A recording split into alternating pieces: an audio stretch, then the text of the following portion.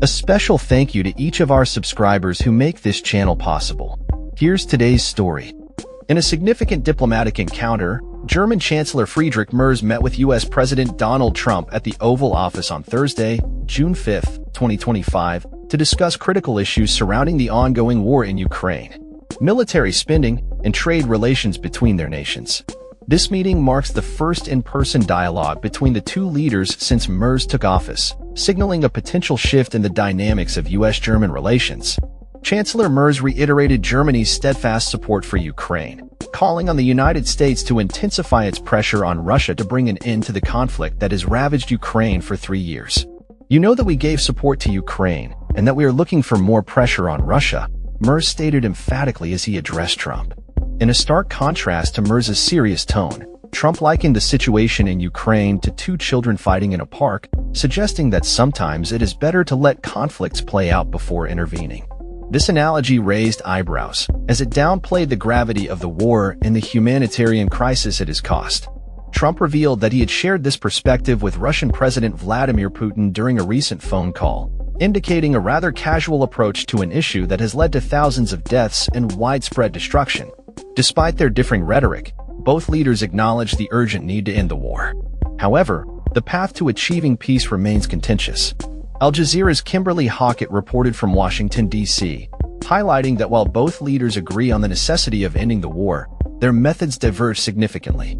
Merz pointed out that Russia continues to target civilian areas, while Germany's focus has been primarily on military targets within Russia. During the meeting, Trump disclosed that he had urged Putin not to retaliate following a recent attack, to which Putin responded with a commitment to continue his military actions. The meeting also covered a range of topics beyond Ukraine, including trade and NATO spending. Merz presented Trump with a gold-framed birth certificate of his grandfather, Friedrich Trump, who immigrated from Germany, symbolizing the historical ties between the two nations. Since taking office, Merz has actively engaged in diplomacy regarding Ukraine, visiting Kyiv and hosting Ukrainian President Volodymyr Zelensky in Berlin just last week. He has expressed gratitude for Trump's support in seeking an unconditional ceasefire, while firmly rejecting any notion of a dictated peace that would undermine Ukraine's sovereignty. The German leader has also advocated for increased sanctions against Russia as a means to pressure the Kremlin. In their initial phone call following Merz's ascension to the chancellorship, Trump expressed his willingness to support Germany and other European nations in their pursuit of peace. Merz emphasized the importance of unity among Western allies, stating, "It is of paramount importance that the political West not let itself be divided." This sentiment reflects a desire to avoid the friction that characterized Trump's previous relationship with former Chancellor Angela Merkel.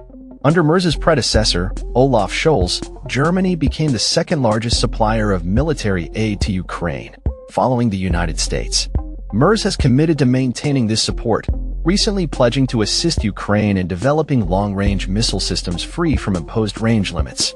Domestically, Merz's government is intensifying efforts to bolster the German military, a response to Russia's invasion of Ukraine.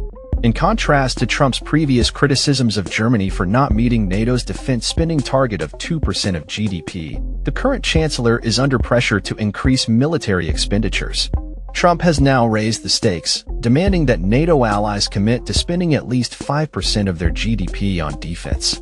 The upcoming NATO summit in the Netherlands later this month is seen as a critical opportunity for Germany to make this commitment. During their meeting, Trump referred to Merz as a good representative of Germany, but also described him as difficult, a characterization that could be interpreted as a compliment. The U.S. president reaffirmed that American troops would remain stationed in Germany and praised Berlin's increased defense spending. Trade relations also featured prominently in their discussions.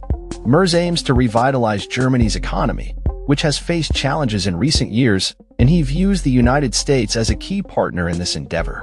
Germany exported $160 billion worth of goods to the U.S. last year, significantly exceeding the $75 billion in exports from the U.S. to Germany, resulting in a trade deficit that Trump is eager to address.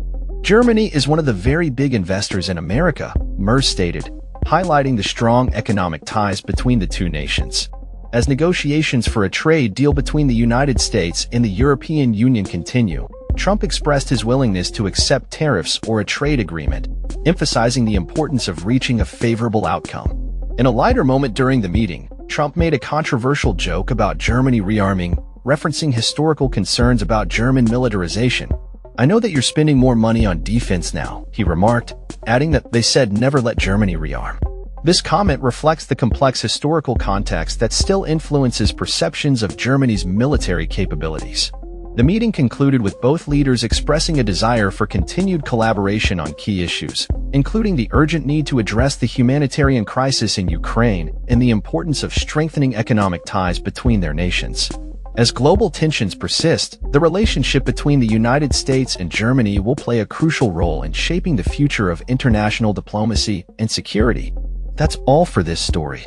We upload videos every day covering many different subjects, so hit that subscribe button to stay informed. Thanks for watching.